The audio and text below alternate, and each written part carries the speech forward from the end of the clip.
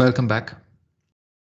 This is one of the most expected and an interesting session in this entire session. That is SAP salary trend. So in this slide, I've compared salary trend according to the SAP job hierarchy, and I've compared with 4 different countries like USA, Canada, Australia, and India. So if you are falling under any of these particular countries, you are already good to go. But if your country is not listed here, and if you still want to know what is the salary hike or what is the salary trend in your location, please reach out to me. I'll be able to provide you with the salary trend. Now, we'll start with the intern or junior level consultant pay in US. So it is going to be an average of $31,000 US dollars. And in Canada, it is going to be 40,000 Canadian dollars.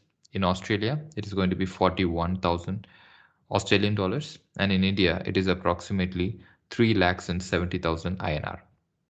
So this is an average pay that a normal intern gets in these countries. So the salary may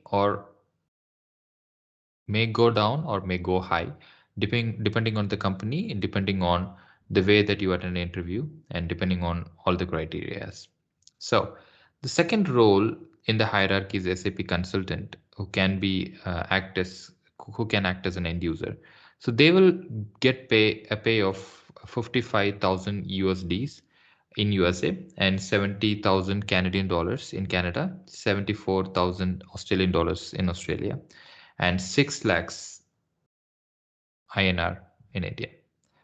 So now the same goes with SAP consultants, the next level in the hierarchy. So who gets a minimum or an average of 87,000 USD and 109,000 Canadian dollars and 119,000 Australian dollars. And in India, it's approximately 15 lakh INR.